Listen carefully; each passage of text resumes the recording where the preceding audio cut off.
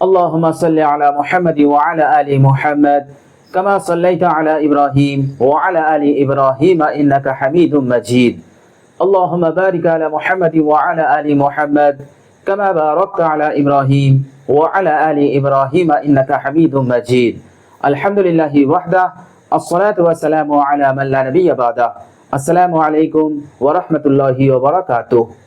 প্রিয় দর্শক, কাছে দূরে দেশ ও বিদেশে যে যেখানে অবস্থান করছেন সকলকে জানাই আমি আমার আন্তরিক সালাম, শুভেচ্ছা, অনেক অনেক অভিনন্দন।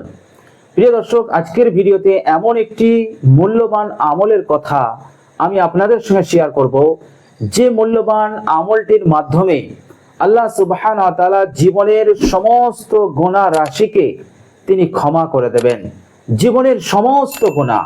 প্রিয় দর্শক, হাদিস শরীফের মধ্যে এসছে, যদি জিনার গুনাহ হয়ে থাকে, যদি ব্যভিচারের মতন জঘন্য গুনাহ হয়ে থাকে এবং চুরি করার মতো নিকৃষ্ট গুনাহ যদি সে করে থাকে, আল্লাহ সুবহানাহু ওয়া তাআলা এই সৎ আমলটার মাধ্যমে তার সেই সমস্ত গুনাহগুলোকেও আল্লাহ সুবহানাহু ওয়া তাআলা ক্ষমা করে দেবেন। বলুন সুবহানাল্লাহ। প্রিয় দর্শক,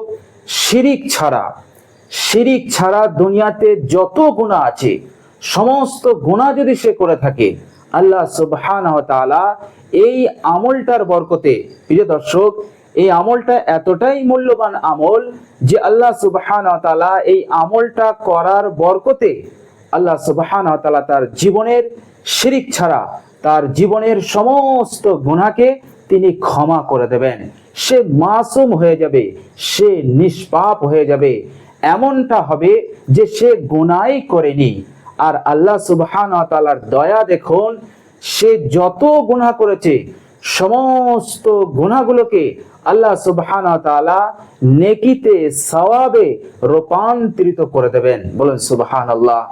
প্রিয় দর্শক, যে ব্যক্তির জীবনে কোনো গুনাহই থাকবে না, অর্থাৎ তার আমল নামাতে কোনো গুনাহ নেই, শুধু একটি মাত্র সৎ আমল আছে, তো আল্লাহ সুবহানাহু ওয়া তাআলা তার জান্নাতের ফয়সালা করে দেবেন। প্রিয় দর্শক, শুধু এখানেই শেষ নয়, এই আমলটা এতটাই বরকতপূর্ণ এবং আল্লাহ সুবহানাহু ওয়া তাআলার এতটাই পছন্দনীয় যে কেউ এই আমলটা করবে, আল্লাহ সুবহানাহু ওয়া তাআলা তার মৃত্যুর সময় তাকে আরাম দান করবেন। এর মতলব হচ্ছে আল্লাহ সুবহানাহু ওয়া তাআলা তার মৃত্যুর যন্ত্রণা থেকে তাকে মুক্তি দান করবেন। বলুন সুবহানাল্লাহ। অর্থাৎ তার মৃত্যুটা এমন হবে, আজরাইল আলাইহিস সালাম যখন তার রূহ, তার আত্মাকে কবজ করবেন, অর্থাৎ শরীর থেকে বার করে নিয়ে আসবেন, তখন সে কিছুই বুঝতে পারবে না, অর্থাৎ কোনো যন্ত্রণা, কোনো ব্যথা বেদনা সে বুঝতে পারবে না, অনুভব করতে পারবে না। অতি আরামের সঙ্গে, অতি সহজভাবে হযরত আজরাইল আলাইহিস সালাম তার জানটাকে কবজ করবেন, তার রূহটাকে শরীর থেকে বার করে নিয়ে আসবেন। প্রিয় দর্শক, আমরা সকলেই জানি মৃত্যুর যন্ত্রণা কতটা কঠিন যন্ত্রণা। জানি মানে এটা নয় যে আমরা অনুভব করতে পেরেছি। প্রিয় দর্শক, মৃত্যু যার হয় কেবলমাত্র সেই অনুভব করতে পারে মৃত্যুর যন্ত্রণা কতটা। কিন্তু আমরা হাদিস, কোরআন থেকে এবং সাহাবায়ে কেরামদের কওল থেকে অনুমান করতে পারি যে মৃত্যুর যন্ত্রণা কতটা কঠিন। প্রিয় দর্শক, সাহাবায়ে কেরাম রিজওয়ানুল্লাহি আজমাইনগণ এবং তাবেঈন, তাবেঈনগণ মৃত্যুর যন্ত্রণা কতটা কঠিন হতে পারে তেনারা উদাহরণ দিয়ে আমাদেরকে বুঝিয়েছেন। প্রিয় দর্শক, তেনারা বলেছেন যে একটা মানুষের মাথার ওপর 100 ধারালো তলোয়ারের আঘাত একসাথে যদি মারা হয়, তাহলে ওই ব্যক্তি যতটা যন্ত্রণা পাবে, যতটা কষ্ট পাবে, মৃত্যুর যন্ত্রণা তার চাইতে আরো 100 গুণ বেশি। এইভাবে তেনারা উদাহরণ দিয়েছেন। তো প্রিয় দর্শক, বুঝতে পারছেন যে মৃত্যুর যন্ত্রণা কতটা কঠিন হতে পারে। প্রিয় দর্শক, তেনারা এইভাবে উদাহরণ দিয়েছেন যে কোনো মানুষকে যদি অপারেশন করা হয়, সদ্য অপারেশন করা হয়েছে, এই মাত্র অপারেশন কমপ্লিট হয়েছে, এমন সময় কেউ যদি তার অপারেশনের জায়গা থেকে যে সুতো দিয়ে সেলাই করেছে সেই সুতোটা ধরে যদি জোরপূর্বক টান দিয়ে ছিঁড়ে ফেলে দেওয়া হয়, তাহলে ওই ওই ব্যক্তি যতটা কষ্ট পাবে, মৃত্যুর যন্ত্রণা তার চাইতো আরো 1000 গুণ বেশি। তো প্রিয় দর্শক, মৃত্যুর যন্ত্রণা কতটা কঠিন এটা ভাষায় বলে বোঝানো যাবে না। তো প্রিয় দর্শক, এই আমলটা এতটাই জোরদার আমল, আল্লাহ সুবহানাহু ওয়া তাআলার পছন্দনীয় আমল এবং বড় আমল। যে কেউ এই আমলটা করবে, আল্লাহ সুবহানাহু ওয়া তাআলা তার মৃত্যুর সময় তার রূহটাকে অতি আসানের সঙ্গে, অতি সহজভাবে আজরাইল ফেরেশতাকে আদেশ করবেন তার আত্মাটাকে যেন সহজ করে বার করা হয়। প্রিয় দর্শক, শিশু যেমন মায়ের স্তনের দুধ পান করতে করতে ঘুমিয়ে পড়ে, প্রিয় দর্শক সেই ব্যক্তি ওইভাবেই সে ঘুমিয়ে পড়বে, সে বুঝতেই পারবে না মৃত্যুর যন্ত্রণা কি জিনিস। তো প্রিয় দর্শক, খুবই জোরদার আমল। এখানেই শেষ নয়, আল্লাহর নবী সাল্লাল্লাহু আলাইহি ওয়াসাল্লাম বলেছেন এই আমলটা কাল কিয়ামতের মাঠে তার জন্য নূর হবে, আলো হবে। প্রিয় দর্শক, কিয়ামতের দিন কত বড় কঠিন দিন সেটা আপনারা সকলেই জানেন।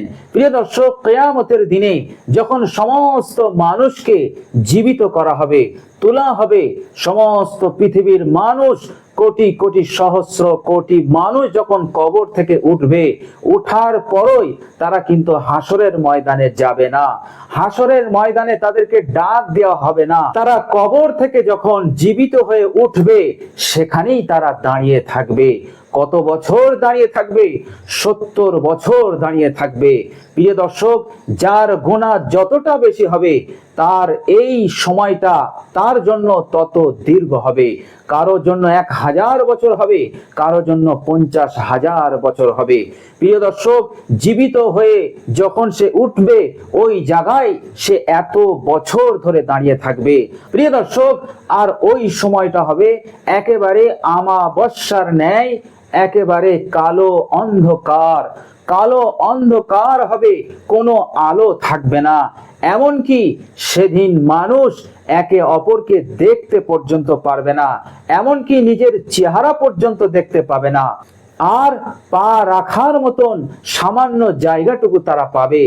অর্থাৎ এত ভিড় হবে যে মানুষ শুধু পা রাখার জায়গাটুকুই পাবে, আর সে স্থান পাবে না, চলাফেরা করার কোনো স্থানই পাবে না।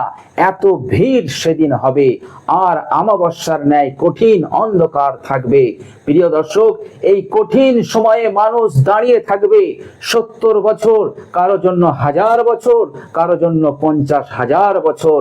প্রিয় দর্শক, এই লম্বা সময় দাঁড়িয়ে থাকা মানুষের কাছে এতটা বিরক্তকর হয়ে যাবে, এতটা বিরক্তকর হয়ে যাবে যে মানুষ বলতে থাকবে, হে আল্লাহ, আমাদের ফয়সালা তাড়াতাড়ি করে দাও, হয় আমাদেরকে জাহান্নামে দিয়ে দাও, কিন্তু আমাদের এই কঠিন পরিস্থিতি থেকে উদ্ধার করো, আমরা আর দাঁড়িয়ে থাকতে পারছি না।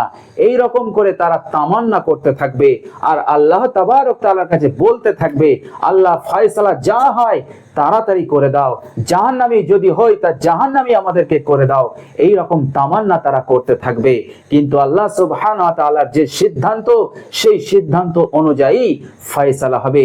তো প্রিয় দর্শক, এইভাবে করে 70 বছর পর, কারোর কাছে সেটা 50,000 বছর হবে, আল্লাহ সুবহানাহু ওয়া তাআলা এত 1000 বছর পর এবার তাদেরকে হাসরের ময়দানে ডাক দেবেন। তো প্রিয় দর্শক, এই আমলটা যারাই দুনিয়ার বুকে অবস্থান করাকালীন করবে, আল্লাহ সুবহানাহু ওয়া তাআলা কাল কিয়ামতে এই কঠিন দিনে, এই কঠিন অন্ধকারে আল্লাহ সুবহানাহু ওয়া তাআলা তার জন্য নূরের ব্যবস্থা করে দেবেন। অর্থাৎ এই আমলটা তার জন্য নূর হয়ে যাবে এবং সে সেই নূরের সাহায্যে পথ চলতে থাকবে, হাসরের ময়দানে যাবে, তার কোনো অসুবিধা হবে না। প্রিয় দর্শক, আর এই লম্বা সময়টা তার জন্য এত ছোট মনে হবে, যেমন 4 রাকাত নামাজ পড়লে যতটুকু সময় লাগে ততটুকু সময় তার মনে হবে। এই 70 বছর, এই 50,000 বছর সময়টা তার জন্য এত ছোট করে দেওয়া হবে। তো প্রিয় দর্শক, সেই আমলটার বরকতে, যে আমলটা আমি আপনাদের সঙ্গে এখনই শেয়ার করব, প্রিয় দর্শক, এখানেই শেষ নয়। বিশ্বনবী সাল্লাল্লাহু আলাইহি ওয়াসাল্লাম বলেছেন, এই আমলটা এত বড় আমল, এই আমলটার মোকাবেলায় কোনো আমলেই হতে পারে না। অর্থাৎ এই আমলটা সর্বশ্রেষ্ঠ আমল। এই আমল ছাড়া দুনিয়াতে যত সৎ আমল আছে, যত নেক আমল আছে, সমস্ত নেক আমল এই আমলটার মোকাবেলায় এতটাই দূরত্ব, পূর্ব থেকে পশ্চিম যতটা দূরত্ব, এই আমলটা অন্যান্য আমলের মাঝে ব্যবধান এতটাই। অর্থাৎ এই আমলটা অন্যান্য আমল এই আমলের ধারে পাশে আসতে পারবে না। তো প্রিয় দর্শক, কত বড় আমল এবার আপনারা আন্দাজ করে নিতে পেরেছেন। প্রিয় দর্শক, এখানেই শেষ নয়।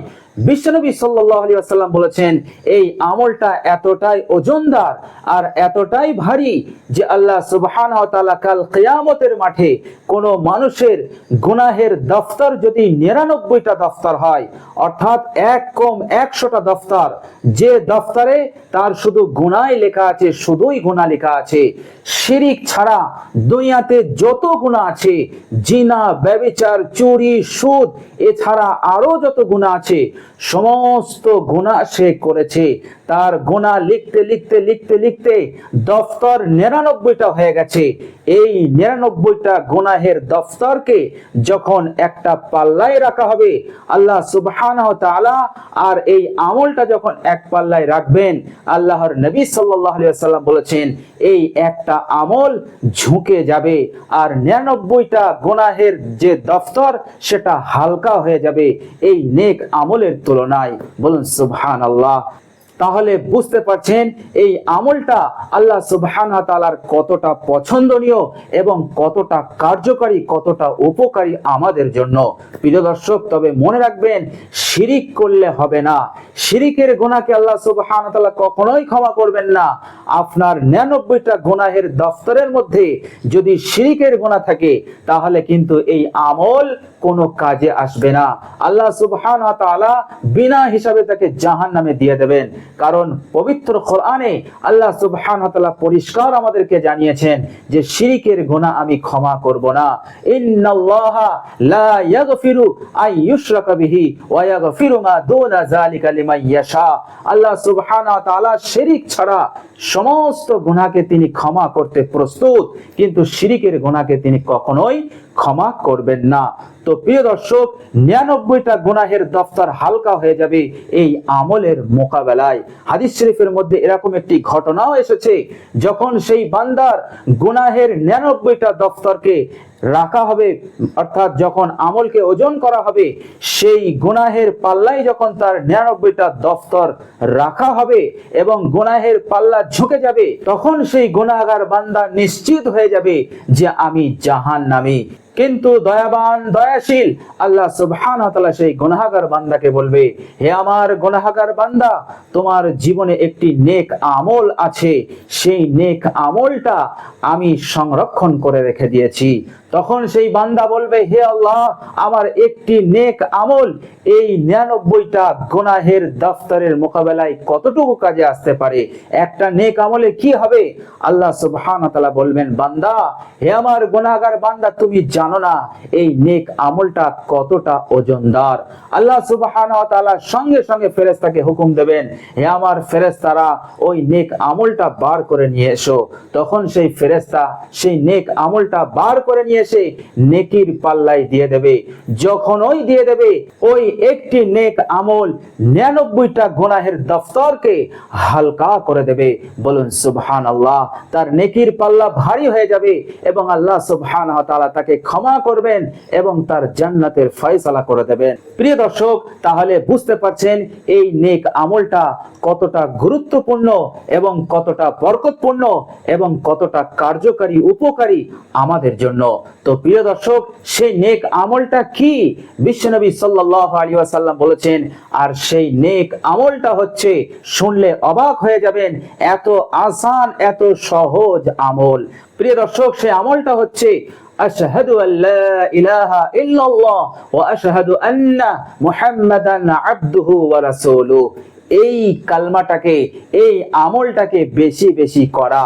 আমি সাক্ষ্য দিচ্ছি আল্লাহ ছাড়া কোনো মাবুদ নাই, এবং আমি আরো সাক্ষ্য দিচ্ছি হযরত মুহাম্মদ সাল্লাল্লাহু আলাইহি ওয়াসাল্লাম আল্লাহর বান্দা এবং আল্লাহর রাসূল। এই কালমাটুকু যারাই পড়বে, এই কালমা এমনই ওজনদার, 99টা যদি গুনাহের দফতর হয় সেটাকেও হালকা করে দেবে। শুধু তাই নয়, জীবনের সমস্ত গুনাহ রাশিকে আল্লাহ সুবহানাহু ওয়া তাআলা এই কালামের বরকতে, এই কালেমায়ে শাহাদাতের বরকতে আল্লাহ সুবহানাহু ওয়া তাআলা সবগুলোকে ক্ষমা করে দেবেন। বলুন সুবহানাল্লাহ। তবে প্রিয় দর্শক, এই কালেমায়ে শাহাদাতকে আমাদেরকে সঠিক পদ্ধতিতে পড়তে হবে, আর সেই সঠিক পদ্ধতিটা হচ্ছে এই কালেমায়ে শাহাদাতকে আপনাকে ইখলাসের সঙ্গে পড়তে হবে। এটাই হচ্ছে শর্ত। আপনি যদি ইখলাসের সঙ্গে পড়েন, ইয়াকিনের সঙ্গে পড়েন, আল্লাহ সুবহানাহু ওয়া তাআলার সন্তুষ্টির জন্য এই কালেমায়ে শাহাদাতকে আপনি যদি পড়েন, মনে প্রাণে বিশ্বাস করেন, ইয়াকিন করেন, ইখলাস যদি আপনার কালেমায়ে শাহাদাতের সঙ্গে থাকে, আল্লাহ সুবহানাহু ওয়া তাআলা এত বড় বড় ওয়াদা করে দিয়েছেন এই কালেমায়ে শাহাদাতের ওসিলায়। তো প্রিয় দর্শক, এই কালেমায়ে শাহাদাতকে আমাদেরকে বেশি বেশি পড়তে হবে, আর ইখলাসের সঙ্গে পড়তে হবে, ইয়াকিনের সঙ্গে পড়তে হবে। আল্লাহ সুবহানাহু ওয়া তাআলা আপনার জীবনের সমস্ত গুনাহকে ক্ষমা করে দেবেন। যদিও আপনার গুনাহ জিনা হয়ে থাকে, ব্যভিচার হয়ে থাকে, চুরি হয়ে থাকে। সাহাবায়ে কেরাম যখন এই হাদিসটা শুনেছিল, সেই সাহাবী জিজ্ঞাসা করেছিল, ইয়া রাসূলুল্লাহ, যদিও সে জিনা করে, যদিও সে চুরি করে? আল্লাহ নবী সাল্লাল্লাহু আলাইহি সাল্লাম বললেন, হ্যাঁ, যদিও সে জিনা করে, যদিও সে চুরি করে, এই কালমা তাকে নাজাত দেবেই। বলুন সুবহানাল্লাহ। তো প্রিয় দর্শক, এটা কোনো মামুলি আমল নয়। এই আমলটাকে আমরা ইয়াকিনের সঙ্গে, ইখলাসের সঙ্গে পড়বো ইনশাআল্লাহ। সকাল সন্ধ্যায় আমরা কালেমায়ে শাহাদাত পাঠ করব, যখন তখন আমরা পাঠ করব, উঠতে বসতে আমরা পাঠ করব। আশহাদু আল্লা ইলাহা ইল্লাল্লাহ ওয়া আশহাদু আন্না মুহাম্মাদান আবদুহু ওয়া রাসূলুহু। হযরত মূসা আলাইহিস সালাম আল্লাহ সুবহানাহু ওয়া তাআলাকে এক সময় বলেছিলেন, হে আল্লাহ, আমাকে এমন একটি বিশেষ দোয়া শিক্ষা দিন, যে বিশেষ দোয়াটি আমি বিশেষভাবে আপনার জন্য পড়ব, আপনার জন্য আমল করব। আল্লাহ সুবহানাহু ওয়া তাআলা বলেছিলেন, হে মূসা, তুমি কালেমায়ে লা ইলাহা ইল্লাল্লাহ পড়ো। এটা যখন হযরত মূসা আলাইহিস সালামকে বললেন, হযরত মূসা আলাইহিস সালাম আশ্চর্যান্বিত হয়ে গেছিলেন। তিনি আবার জিজ্ঞাসা করেছিলেন, বলেছিলেন, হে আল্লাহ, এই কালমা তো সবাই জানে, আমি তো চাইছি বিশেষ একটি দোয়া, বিশেষ একটি আমল, যে আমলটা কেউই জানে না। আল্লাহ সুবহানাহু ওয়া তাআলা কি উত্তর দিয়েছিলেন? আল্লাহ সুবহানাহু ওয়া তাআলা বলেছিলেন, হে মূসা, তুমি জানো না এই কালেমার কতটা গুরুত্ব, কতটা ওজন তুমি জানো না। আল্লাহ সুবহানাহু ওয়া তাআলা সেদিন মূসা নবীকে বলেছিলেন, হে আমার মূসা নবী, সমগ্র পৃথিবীকে এবং সপ্তম আকাশ জমিনকে যদি এক পাল্লায় রেখে দাও, আর এই কালেমায়ে লা ইলাহা ইল্লাল্লাহ যদি এক পাল্লায় রেখে দাও, এই কালেমার পাল্লাটা ঝুঁকে যাবে, সপ্ত আকাশ সপ্ত জমিন হালকা হয়ে যাবে এই কালেমার মোকাবেলায়। বলুন সুবহানাল্লাহ। অর্থাৎ এই কালেমার মোকাবেলা করার ক্ষমতা এই পৃথিবীর বুকে কোনো মখলুকের নেই। বলুন সুবহানাল্লাহ। সেই কালেমা, সেই কালেমায়ে শাহাদাত আপনি পড়ুন, আপনি বেশি বেশি করে পড়ুন, দেখবেন আল্লাহ সুবহানাহু ওয়া তাআলা এই কালেমার বরকতে আপনার এই দুনিয়ার জীবনটাকেও খুশহাল বানিয়ে দেবেন, আনন্দময় বানিয়ে দেবেন, এবং মৃত্যু থেকে একেবারে জান্নাত যাওয়া পর্যন্ত সমস্ত ঘাঁটি, যত ঘাঁটি আছে সমস্ত ঘাঁটিতে আল্লাহ সুবহানাহু ওয়া তাআলা আপনাকে মুক্তি দান করে দেবেন, আপনাকে পার করে দেবেন, আপনাকে কামিয়াব করে দেবেন, কোনো ঘাঁটিতে আপনি আটকাবেন না। তো প্রিয় দর্শক, কালেমায়ে শাহাদাতকে এই পবিত্র রমজান মাসে, চলমান রমজান মাসে আমরা এই কালেমায়ে শাহাদাতকে বেশি বেশি পড়ব, নিজে পড়ব, অন্যকে পড়ার জন্য আমরা তাদেরকে উদ্যোগ দেব, তাদেরকে বলবো যে কালেমায়ে শাহাদাত বেশি বেশি পড়ো, এই কথা আমরা তাদেরকে বলবো। তো প্রিয় দর্শক, সকলে আমরা চেষ্টা করব কালেমায়ে শাহাদাতকে ইয়াকিনের সঙ্গে, ইখলাসের সঙ্গে পড়ার।